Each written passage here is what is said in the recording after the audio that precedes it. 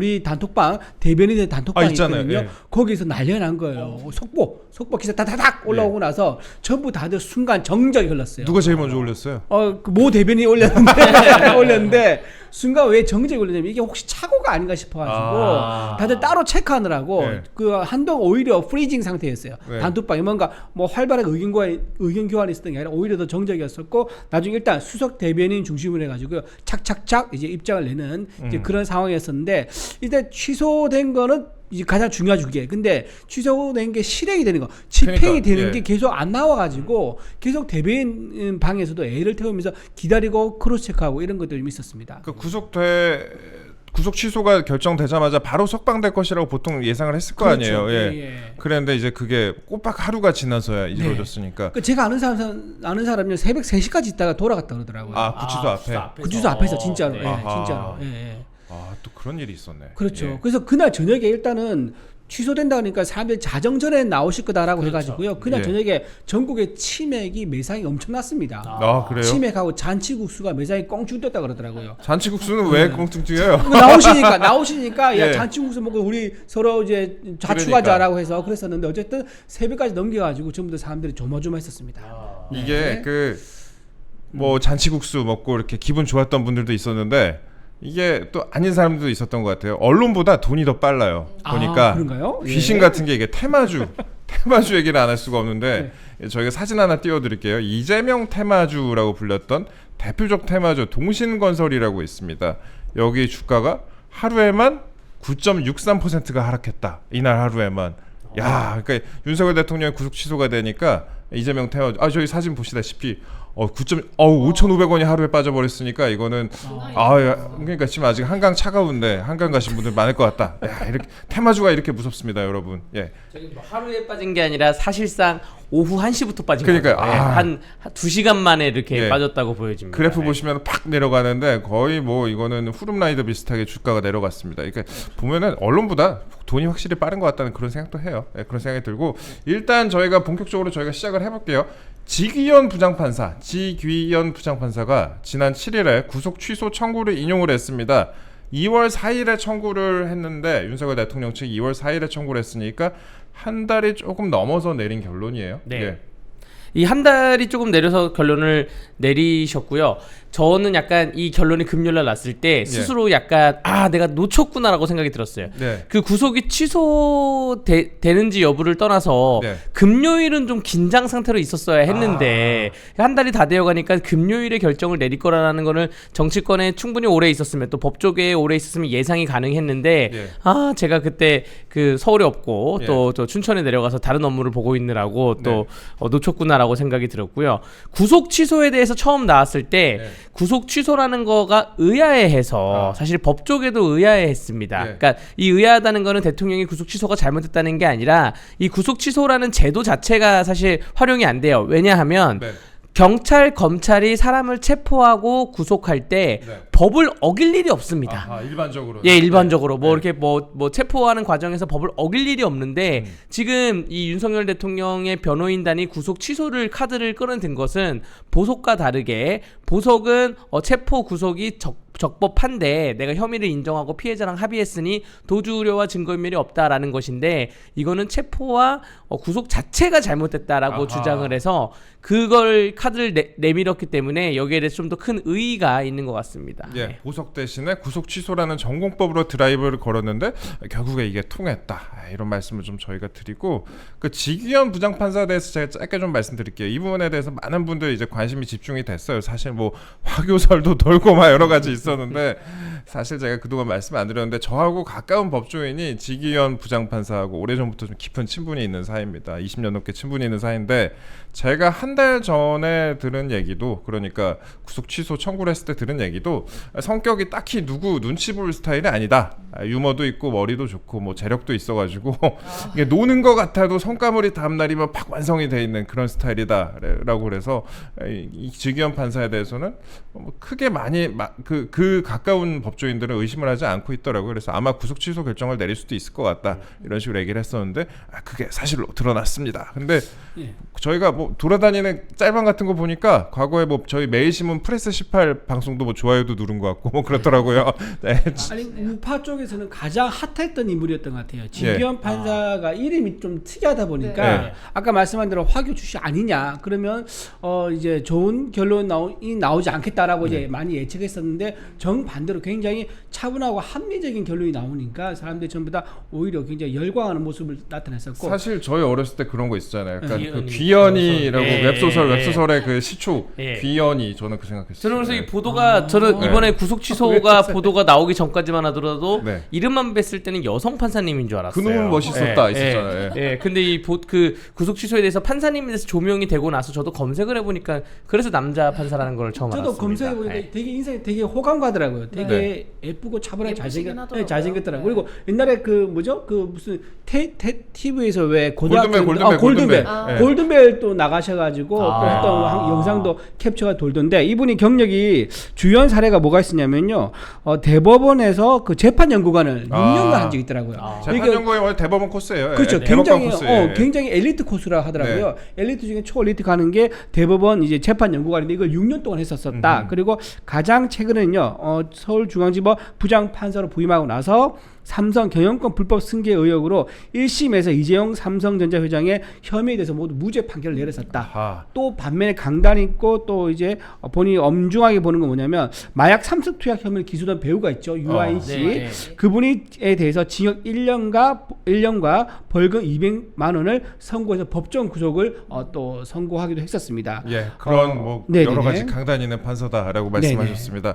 근데 일단 제가 변호사님께 금요일 네. 오후에 구속 취소 설명문이죠. 그거 이제 서로 이제 보내드리고 얘기를 하기도 했었는데 이게 상당히 상세하게 쓰여 있더라고요. 제가 보니까 그러면서 일단 하나는 검찰이 구속 기간을 넘겨서 기소를 했다.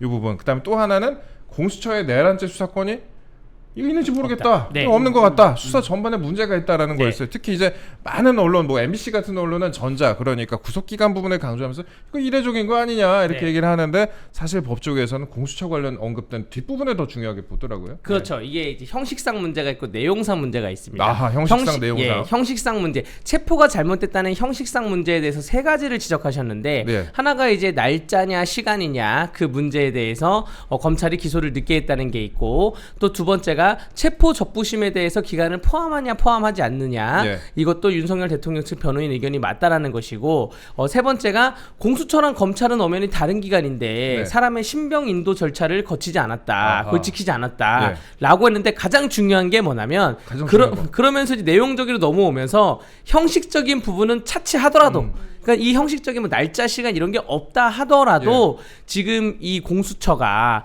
내란죄에 대해서 수사를 할 수 있냐 없냐 그걸 살펴보자. 직권남용죄로 수사를 시작해서 내란죄를 인지했다고 했는데 그러한 어떠한 증거도 없다. 너네 공수처가 내란죄에 대해서 그 직권남용에서 내란죄로 전환했다는 어떠한 증거도 없지 않느냐라고 꼬집으면서 이거 잘못됐는데 피고인을 왜 붙잡아두고 있냐라고 해서 석방이 나온 것입니다. 그래서 좀 보충 설명을 드리면 이게 구속 취소할 때 있지 않습니까? 사유가 여러 가지가 필요 없습니다. 딱 하나만 확실하게 있으면 돼요. 근데 보통 주의적으로 판단하거든요. 근데 이렇게 예비적으로 3개나 넣었다는 것은 굉장히 자신 있다는 얘기다. 자신 있다는 얘기고 방금 말씀하신 것처럼 구속 기간 이거는 사이드 문제고요. 정말 핵심적인 부분은 수사권 그러니까 원인 무효의 문제를 정말 잘 짚어준 거예요. 왜냐하면 원인 무효 첫 단추 잘못 끼면 뒤에 있는 후속 행위도 전부 다 무효가 될 수 있는 거거든요. 그래서 이건 형사적으로 내란죄 혐의가 무죄 나올 가능성이 굉장히 높아진 그런 상황이라고 해석할 수 있습니다. 이게 MBC 같은 경우에는요 법원이 누구에게나 적용하던 구속 기준을 오직 윤석열 대통령에게만 달리했다 이러면서 검찰이 즉시 항고를 하지 않았다 이 부분도 거듭 비난을 했는데 약간 뭐 적개심을 드러냈다 이렇게 분석하기도 했더라고요. 근데 제가 봐도 야, 이 공영방송이 이렇게 할 수 있나라는 그런 생각도 좀 들었는데 일단 구속기간을 만료해서 기소했다 이것부터 한번 저희가 얘기를 나눠볼게요. 저희가 뭐 날짜니 시간이니 뭐 여러 가지 얘기를 하는데 저희 방송에 뭐 김익현 변호사도 출연하셔가지고 뭐 관련된 부분을 좀 말씀하시기도 했었는데 검찰에서 그런데 보통 기소할 때 당일에 기소하는 경우는 별로 없잖아요. 그렇죠. 아니 이게 상식적으로 생각해봤을 때 33시간, 33시간은 하루입니까 이틀입니까? 이 정도 고민을 해야 되잖아요. 근데 검찰은 3일을 했어요. 그러니까 하루는 24시간이고 예. 이틀은 48시간이잖아요. 예. 3일은 72시간. 네. 그러면 33시간이 있으면 이게 하루냐 이틀이냐 예. 이 고민을 해야 되는데 검찰이 이거를 72시간 3일로 계산했단 말이에요. 네. 왜 그랬냐 하면 그냥 당연히 그 밤 자정 시간을 기준으로 그 전 예를 들어서 밤 11시에 기소를 했어요. 네, 1시간 있다가 다음날 넘어갔잖아요. 예. 이걸 이틀로 계산을 한 거예요. 아하. 그냥 그런 식으로 하는 경우도 있는데 네. 이게 시간이 24시간이 지나가게 되면 네. 그리고 48시간 이내이면 이거를 이틀로 계산을 해야 되는데 그거를 3일로 계산은 좀 무리수가 있고요. 지금 전 세계의 모든 법이 약간 인권적인 방향으로 가면서 피고인에게 유리한 방향으로 가는 겁니다. 그렇기 때문에 이 시간 날짜를 계산해야 되는 것이고 마치 뭐 이번에 법원이 뭐 특이한 경우를 적용했다라고 하는데 그렇지 않아요. 그냥 세계적인 경향 추세에 맞춰서 한 것이고 검찰에서는 다소 좀 무리했고 이 문제에 대해서 이미 1월 달에 많은 보도가 나왔는데 예. 검찰 내부에서 이미 야 이거 33시간인데 3일로 하는 건 너무하지 않아? 라는 그때 보도 많이 났어요. 예, 주장이 좀 있다는 것이죠. 네. 공수처는 이렇게 3일이라고 주장을 했지만 네. 검찰에서 보기에는 야 이거 이미 우리가 그 구속 기소 기한은 늦췄다. 불구속 기소를 해야 된다라는 의견이 많이 나왔는데 그때 뭐 국민적 여론은 뭐 또 네. 다르기도 하고 뭐 해가지고 검사가 그냥 무리하게 기소를 했다는 것이죠. 네. 당시에 이제 보도가 사실 많이 나오긴 했었어요. 그래서 이게 뭐 검찰도 나름 억울하긴 할 겁니다. 이게 공수처가 계속 잡고 있다가 수사를 하지도 않다가 제대로 검찰 수사를 하지도 억울하죠. 않고 네. 여러 가지 위법 논란만 낳다가 검찰 측에다 이제 만세 부르면서 네가 해 이렇게 던진 건데 근데 이게 검찰에서도 제가 아까 말씀드렸지만 보통 기소할 때 당일에 하는 경우는 거의 없습니다. 이걸 제가 왜 아는 건지 잘 모르겠는데 거물급 수사할 때도요 대부분 하루 전날에 보도자료 내면서 기소합니다. 그렇게 통상적으로 그렇게 하고 근데 이거 공수처가 한 것도 없으면서 시간 끌다가 사건을 넘겼으니까 약간 조금 억울한 부분도 있을 것 같긴 한데 야당도 그런데 검찰 탓하고 있잖아요. 예. 근데 이게 좀 약간 하나 짚고 넘어야 될 겁니다. 예. 굉장히 이게 이정표가 되는 그런 어떤 좋은 판례라고 해야 되나요? 지금 그렇게 봐야 될 것 같아요. 네. 선례가 된다. 아하. 왜냐하면 그동안 많은 피의자나 피고인들이 예. 구속기간에 대해서 불만이 이런 식으로 날짜로 계산하죠. 손해를 굉장히 많이 봤을 거예요. 그러니까 네. 인권 침해를 당한 거죠. 거기서 바로 잡는 거. 그러니까 그동안 형수법에 나와 있는 10일 구속기간이지 않습니까? 네. 이거를 입법 미비사항으로 보고 국회에서 바로 잡을 수 있는 좋은 계기가 마련됐다. 즉, 그러니까 개정을 해가지고 10일이 아니라 이걸 240시간 이 용어만 딱 바꿔도요. 예. 이게 날짜가 아닌 시간으로 명확하게 계산할 수가 있습니다. 그렇네요. 그렇죠. 이런 식으로 국회에서 이번 기기에 그냥 그런다고 넘어갈 것이 아니라 명확하게 국회에서 입법 미비를 바로잡아 줄 필요가 있다. 그리고 앞으로 있을 이제 피의자라든가 피고인들에서도 구속 기간에 대해서 시간 순으로 계산할 수 있는 그런 아주 좋은 선례까지 남겨준 아주 기념비적인 판례를 윤석열 대통령이 만들었다. 이렇게 보실 수 대변인 있어요. 오늘 짬에서 나오는 바이브로 이런 식으로 야. 제가 국회 주시 아니겠습니까? 제가 네, 감동했습니다. 사실 이번에 윤석열 대통령 관련해서 이렇게 구속 기간 같은 게 여러 가지 문제가 좀 제기가 되고 그다음에 보도가 그동안에는 많이 나왔던 게 이번에 체포 적부심이 있었잖아요. 그래서 일반적으로 체포 적부심 많이 뭐 하지 않긴 하는데 그 과정에서 뭐 시간이 어떻게 되는 것이냐 뭐 설명 저희가 예전에 드리기도 했었지만 그러니까 원래부터 논란이 좀 제기가 됐어 논란이 좀 있어 왔고 검찰에서 기소하기 전에도 보도가 이 부분에 좀 문제가 될 수도 있다 이런 식으로 보도가 많이 됐었는데 결국 이 부분에 대해서 법원이 이건 좀 문제가 있다. 이렇게 판단을 좀 했습니다. 근데 더 중요한 부분 저희가 앞서 좀 언급을 하긴 했지만 공수처가 내란죄를 적용한 것도 문제가 있다라고 판단을 했습니다. 저희가 여러 번 다뤘지만 공수처가 일단 내란죄의 이제 수사 권한이 없습니다. 원칙적으로 없고 수사하는 과정에서 그러니까 직권남용죄라는 아주 작은 범죄로 상대적으로 작은 범죄로 시작을 해서 이걸 내란죄를 인지하게 됐다고 볼 증거나 그럴 자료가 없다라고 그런 판단을 한 거고 그러면서 여기다가 재심까지 또 언급을 했어요. 이거 정말 중요한 대목 같습니다. 재심 언급 부분도. 예. 네, 맞습니다. 이 재심을 언급한다는 것은 이 재판 자체가 잘못됐다는 것이거든요. 아하, 예. 이거 너네 그 공소 유지가 가능할 것이냐, 예. 이 정도까지 꼬집는 네. 것이거든요. 이게 사실 예전에도 대법원 연구관에 이제 백모 무슨 판사님께서 법원 인터넷에 글을 올린 게 이제 이러한 내용인 것인데 예. 지금 검찰이 특히 공판검사가 고민이 엄청 많을 것 같아요. 네. 이거 잘못하면 공판검사가 다 뒤집어 쓰게 되거든요. 아하. 지금 나는 공소 유지를 해야 되는데 이 구속 취소에 써 있는 그러한 취소 결정문에 이런 얘기까지 나왔다고 하는 거면 예. 야 이거 공소 유지가 내란죄로는 안 되는 거 아닌가 생각이 되는데 예. 내란죄를 빼잖아요. 예. 그럼 사실 다 빼야 되는 거예요. 아, 그렇죠. 예. 그렇게 되기 때문에 왜냐면 대통령은 예. 현직 대통령은 내란죄 이외에는 그 재직상 소추받을 수 없게 되어 있기 때문에 이게 좀 지금 상황이 소용돌이 속으로 가고 있는 겁니다. 이 내란 혐의에 대해서는 그러니까 뭐 공소 기각으로 가게 될 확률도 높다. 높죠. 이런 식으로, 예. 공소 기각은 뭐냐면 예. 공소권이 없는데 공소를 했다는 거예요. 예. 예를 들어서 검찰이 군인을 잡고 군인인 줄 모르고 재판을 하다가 나중에 군인인 줄 알았어요. 예. 군인은 원래 군검찰이 기소해야 되잖아요. 예. 그런 것이나 혹은 아니면 잡았는데 외국인이 외국에서 저지른 범죄였어요. 그러니까 국내인이 국내에서 저지른 범죄가 아니라 그런 예. 경우에는 야 검찰이 공소권이 없어라고 해서 공소 기각을 해야 되고 또 폭행이나 뭐 모욕 협박 같은 범죄에 대해서는 반의사 불효자라 그래서 상대방의 처벌을 원치 않으면 기소할 수 없습니다. 예. 근데 그게 기소가 될 경우에는 공소 기각하거든요. 예. 근데 이런 것처럼 지금 내란죄에 대해서 예. 그 공수처가 수사권도 없고 좀 아무런 권한이 없는데 무리하게 수사를 해서 검찰한테 뚝 던져줘가지고 검찰이 이제 바로 기소를 한 이런 상황인데 요거 공소 기각이 나올 수도 있는 부분입니다. 아하. 네. 이거는 유무죄 판단조차 안 해요. 예. 유무죄를 판단조차 안 하고 기소권이 있냐 없냐 없어? 그럼 공소 기각 이렇게만 네. 딱 합니다. 네. 그 지규현 판사가 과거에 김재규 전 중앙정보부장 케이스까지 언급을 네. 했어요. 근데 이 김재규의 경우에말로 대통령을 시해한 내란 혐의잖아요. 근데 이게 수사 과정에서 위법이 있었다고 뭐 재심으로 가는 건데 판사가 이게 작심하고 판단한 대목으로 보이지 않나 이렇게 생각이. 그렇죠. 고 김재규 관련 그 중앙정보부 장 관련해서 최근에 영화도 하나 나왔죠. 아, 그래요? 아닙니다. 그 영화 그 이성균 씨의 마지막 유작이라고 하는 그 영화가 있거든요. 그렇군요. 예, 이성균 씨 뭐 죽고 뭐 나중에 최근에 이제 개봉한 건데 그 영화를 보면 이런 내용이 자세히 나와 있어요. 나와 있는데 고 김재규에 대한 재심 청구가 뭐 몇 년 전에 했거든요. 근데 네. 이제야 그래 이건 재심을 좀 다시 들춰볼 필요성이 있다고 들어온 건데 그러니까 우리가 재심이라는 거는 재판 자체가 잘못됐고 수사 자체가 잘못됐다는 것인데 이게 정말 역사의 오점입니다. 재심이라는 거는. 네. 그런데 이 지기현 판사님이나 지금 법원 재판부의 결정은 다시는 오점을 남겨서는 안 된다. 재심이라는 것 자체가 우리 그 법원의 법정 안정성, 법원의 역사가 잘못됐다는 것인데 네. 그래서는 안 된다. 이거 신중하게 짚고 넘어가야 된다라고 판단을 내린 것이죠. 아하. 네.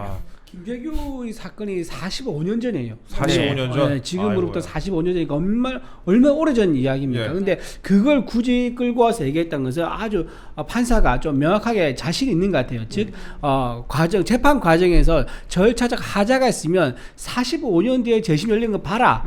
우리가 지금 이렇게 속도전으로 밀어붙이는 게 아니라 시간이 걸리더라도 절차 하나하나 법을 준수하면서 해야지 그렇죠. 이게 정당성을 갖는다는 것을 아주 일침을 가는 속도전에 철퇴를 가는 아주 중요한 판단을 했다 그렇게 볼 수 있습니다. 약간 그런 것 같아요. 역사가 너희를 판단할 수 있다. 약간 그렇죠. 그런 네. 식의 판단이 아니었나 싶은데 법원이 이제 공수처 수사의 적법성을 대놓고 지적한 상황에서 내란죄 수사를 다시 해야 하는 거 아니냐 이런 시각도 있습니다. 사실 아까 저희가 뭐 공소기각 이런 얘기를 하기도 했었는데 결국에 경찰이 그런데 수사를 했으면 이럴 일도 없어요. 그러니까 저희가 뭐 윤석열 대통령을 비호하자 이런 게 아니라 애초부터 그냥 수사권이 있는 수사기관이 났으면 되는 건데 갑자기 그 정치적인 이유로 만들어졌다는 그런 비판, 그런 편향성을 받는 그런 비판에 받고 있는 공수처가 나서가지고 내가 수사할게 이렇게 한 건데 물론 이제 제가 공수처 쪽 분위기 좀 들어보면은 경찰이 공수처에게 수사권을 넘기면서까지 그렇게 검찰이랑 대치하는 그런 상황을 좀 신기하게 보는 시선도 있더라고요. 네. 경찰이 이런 식으로 검찰이 싫어하는구나. 약간 그냥 그런 생각을 하는 분들도 있더라고요. 저는 이 구속 취소 결정문 딱 읽어보는 순간 예. 이게 다 오동훈 때문이다라는 생각부터 아하. 그냥 그 머릿속에 그 한 줄이 박혀서 주말을 그냥 지나갔거든요. 그렇지. 예. 네, 이게 다 오동훈 때문이다라고 예. 생각이 확실히 들었고 검찰이 지금 내부적으로 얼마나 부글부글 끓고 있을까. 모든 욕을 검찰이 예. 먹고 있고 민주당은 희한하게 예. 검찰만 지금 두들기고 있어요. 그러니까, 사실 예. 공수처를 두들겨야 되는데 그러니까, 예. 지금 그래서 검찰이 공수처에 대해서 이미 압수수색 영장은 들어가지 않았습니까? 그렇죠. 압수를 예. 했잖아요. 예. 압수를 했잖아요. 그래서 이 검찰이 공수처에 대한 수사가 좀 진행될 거라 보여지고요. 예. 사실 민주당이 지금 180석이 있어가지고 그 말이 안 나오는 것이지 공수처의 폐지론까지 지금 나와야 되는 그렇죠. 그 상황이기 때문에 공수처에 존폐가 걸려 있기 때문에 공수처 폐지해도 대한민국에 크게 뭐 영향 없습니다. 그냥 예전에 하는 것처럼 경찰이 하고 검찰이 하면 돼요. 네. 그렇게 보여지고 있기 때문에 다시 한번 정리하자면 이게 다 오동훈 때문이다라고 생각이 됩니다. 네. 그 말 참 맞는 게 예. 지금 오동훈 공수처장이 허위 공문서 작성하고 수사권 없음에도 밀어붙였잖아요. 그리고 영장 쇼핑하고 등등 핵심적인 문제가 전부 다 오동훈의 지휘 아래 일어났단 말이에요. 근데 네. 사고는 오동훈 공수처가 쳐놓고 민주당은요 사고 친 공처에다 화풀이 한 게 아니라 검찰을 엉뚱한 데도 화풀이 하니까 이게 문제가 있다는 거예요. 그래서 좀 더 킹받게 말씀드릴까요? 그렇죠. 그 공수처가 어떻게 얘기를 했냐? 언론 공지를 했습니다. 공수처는 체포와 구속을 담당했던 수사기관으로서 이 구속기관 산정 문제 등과 관련해 상급 법원의 판단을 받아보지 못하게 됐다는 점에 대해서 유감을 표명한다. 그러면서 검찰의 즉시 항고 여부를 지켜보겠다라고 먼저 그 전에는 얘기를 했었어요. 구속 취소 전에는 결정을 했는데 그 재판부가 공수처 수사의 위법성을 확인하거나 피고인 즉 윤석열 대통령 측 주장을 받아들인 것이 아니므로 보도에 유의해달라. 이렇게 보도에 유의해라. 야, 내 잘못 아니잖아. 검찰 잘못이야. 그거 검찰이 해야 되는 거 아니야. 이런 식으로 이제 그렇죠. 예. 아, 내 잘못 이게 내 잘못이 아니다. 지금 이렇게. 민주당하고 공수처가 똑같은 말을 하고 있는 거예요. 그러니까 즉시 항고하는지 지켜보겠다. 즉시 항고해야 한다라고 말한 게 지금 뭐 언론이 아닙니다. 공수처하고 민주당에서 이 말을 하고 네. 있거든요. 그렇기 때문에 역시 우리법 연구회 출신인 오동훈과 그리고 우리법 연구회 출신인 박범계 전 법무부 장관이죠. 이분들이 저는 상당히 유착관계 속에서 이렇게 교류해서 입장을 내는 게 아닌가라는 의심을 할 수밖에 없다. 실제로 오동훈 공수처 같은 경우는요. 그때 만났을 때 어떻게 했습니까? 만나가지고 저기 그 홍장호 네. 차장 같은 경우 그 메모 같은 경우 네. 전부 다 메모가 굉장히 박범계 의원에서 오염됐다 이런 얘기가 나왔음에도 불구하고 그냥 밀어붙여서 혼자 넘겨버렸지 않습니까? 네. 이제 이런 것들 보면은 굉장히 아직까지도 짬짬이로 굉장히 사건을 끌고 가고 있다 이렇게 볼 수 있을 것 같아요. 의혹. 예. 어휘가 고발당하시면 안 되니까. 어휘가 아니라 의혹. 예, 의혹. 여기 네. 받고 있다. 고발당하시면 안 되니까 이렇게 말씀을 드렸는데 검찰 내부에서 그런데 이걸 하루를 꼬박 버티다가 윤석열 대통령 석방한 얘기 이것도 짧게 좀 해볼게요. 이제 과거 형소법상 이제 위헌 판단이 내려졌던 네. 부분이 하나 있더라고요. 저희 한번 그거 여쭤보려고 그러는데 그거에 따라서 총장이 석방을 하라고 윤석열 대통령을 석방을 하라 이렇게 했는데 특수본이 버티던 거 이걸 두고도 좀 뒷말이 네. 많이 나왔어요. 예. 이 과거에 이제 위헌이 나왔던 부분은 뭐냐면 보석 결정이나 집행 정지 결정에 대해서 네. 검찰이 여기에 대해서 즉시 항고 혹은 뭐 일반 항고를 하는 것 자체가 위헌이라는 거예요. 네. 자체가 기본권 침해다. 헌법 12조에 있는 영장주의 원칙에 위반된다. 예. 사람의 인신의 구속은 재판부만이 할 수가 있는데 예. 여기에 대해서 왈가왈부하지 마라라는 게 이제 확고한 그 헌법재판소의 판단이기 때문에 검찰이 즉시 항고를 해봤자 이제 일주일 이내 하는 건데 그렇죠. 즉시 항고를 해봤자 이 기존에 있는 판례 때문에 당연히 기각이 됩니다. 예. 그리고 심지어 판사님들은 뭐도 할 수 있냐면 본인의 직권으로 풀어줄 수도 있어요. 아, 그렇죠. 네, 직권으로 보석 허가를 해줄 수도 있는 것이고요. 네. 직권으로 그 집행 정지를 할 수도 있는 것이고요. 뭐 다양한 것을 할 수가 있어요. 네. 근데 만약에 검찰이 즉시 항고를 해서 또 다른 또 즉시 항고 결정문이 나오겠죠. 그 결정문에는 또 어떤 게 녹여 있을 것이냐. 이 사건에 그 공소를 유지하는데 되게 불리한 것만 있는 것이거든요. 네. 지금 민주당이 참 나쁘다 생각을 한 게 이런 거 민주당도 다 알고 있어요. 왜냐? 네. 거기 법조인들이 수두룩해서 거기 있는 뭐 이재명이든 뭐 박범계든 다 법조인 아닙니까? 그렇죠. 이분들도 다 알고 있는데 네. 그냥 단순히 대통령 며칠 더 그냥 그 구속해 놓자고 네.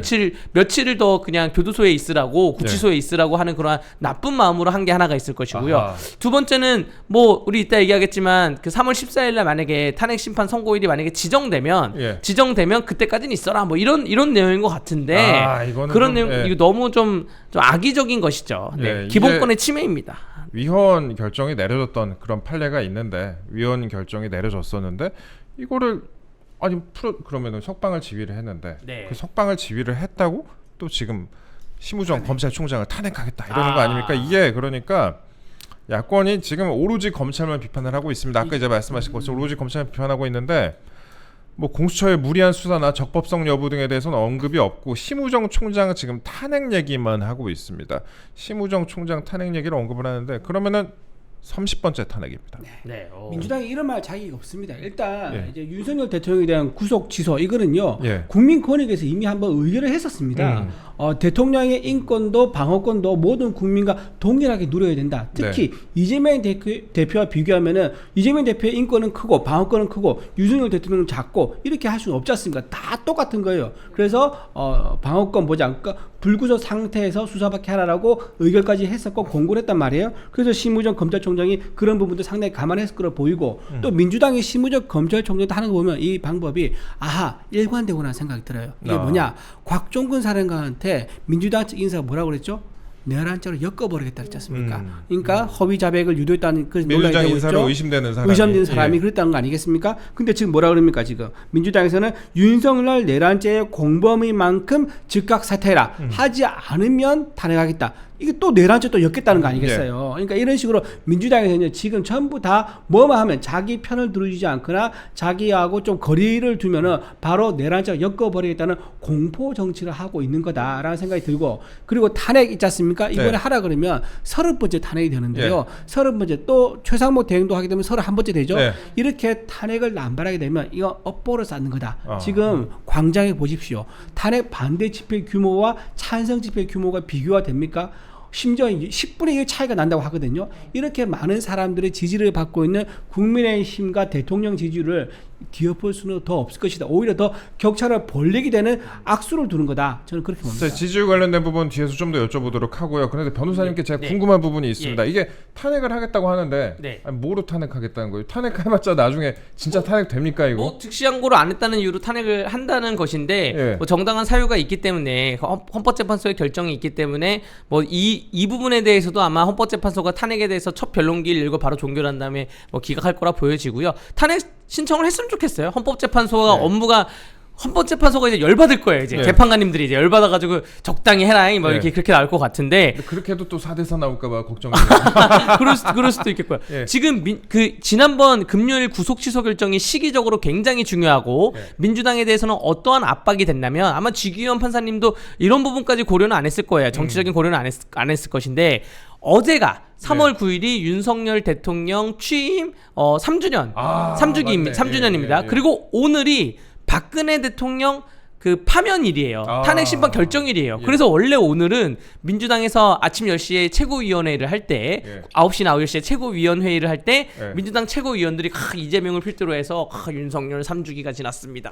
막 박근혜 뭐 탄핵 몇 주기입니다. 이러면서 뭐 국민들의 엄중한 뭐 이런 얘기를 하려고 했는데 지금 뒤통수를 아주 세게 맞은 거죠. 그래서 민주당이 요즘 뭐 하고 있냐면 오늘부터 매일 오후 2시에 그 비상의원총회를 하고 저녁 7시에는 광화문 집회를 나가고 매일 밤 10시에도 비상의원총회를 밤 12시까지 해서 뭐 릴레이 뭐 무슨 발언을 한대요. 제가 하고 싶은 말이 일 안 합니까 진짜?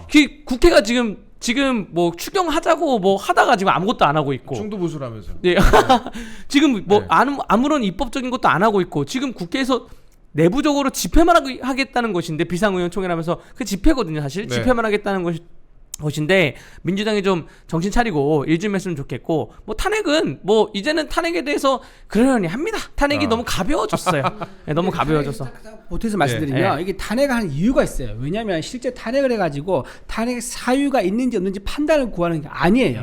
왜냐하면 탄핵하지 않습니까? 탄핵을 통과되면은 그 즉시 직무가 정지돼요. 이게 길면은 200일도 넘습니다. 그렇죠. 짧으면 보통 100일. 그러니까 뭐 어떤 효과가 생기느냐, 민주당 입장에서는 정부 기능을 마비시키는 가장 정확한 수류탄을 투척한다 이런 의미가 있는 거예요. 근데 이렇게 29번 해왔단 말이에요. 그러니까 이게 어떤 의미가 있겠습니까? 또 30번째 31번째 통해서 탄핵을 시켜서 정부 기능을 또 한 번 시켰다. 굉장히 아주 나쁜 고약한 버릇을 유지하고 있다. 말씀드립니다. 탄핵도 사실 많이 했고 탄핵도 많이 했고 지금 뭐 아까 집회 같은 얘기도 하셨고 그 다음에 뭐 매일 오후 2시에 뭘 한다 이런 말씀도 하셨는데 근데 지금 민주당 입장에서는 이게 불이타 상황이잖아요. 그러니까 불에 의한 정수기가 아니라 불이타를 맞은 그런 상황이에요. 그러니까 마땅한 공격 방안이 지금 없는 상황입니다. 대응 방안이 없는 상황인 게 그제 저녁에 경복궁역 인근에서 탄핵 찬성 집회를 열었는데 이게 경찰 추산 5,500명 정도 왔다고 합니다. 10만 명으로 신청을 했는데 5,500명 왔다고 좀 소박한 수치인데 10만 명 신청. 근데 이제 경찰 추산이니까 조금 더 왔을 수는 있겠지만은 이게 이재명 대표 포함해서 여당 다수가 참석을 했는데 이게 생각보다 국민들의 참여가 저조했다. 야권 지지자들이 호응을 아예 안 하는 것일 수도 있고 아니면 아예 그냥 탄핵될 거다라고 생각을 해갖고 조금 나이브하게 하다가 그간 이제 활발히 참석을 안 하다가 계속 이제 안 해지는 게 이제 관성이 된 걸 수도 있고요. 이게 그런데 이제 윤석열 대통령 구속 취소로 인해서 많이 상황이 바뀌었습니다. 이재명 대표가 집회에서 아무 발언도 하지 않았대요. 그러니까 야권이 좀 당황해하는 거 아닌가 그런 분석이 있습니다. 날씨가 따뜻해지는데 점점 사람이 없어진다라는 생각이 들고요. 이 5,500명 중에 뭐 한 거의 그러니까 경찰이 절반일 거예요. 10만 명을 신청을 해가지고 경찰이 제가 보기에 한 2,000명 갔을 텐데, 뭐야 이거?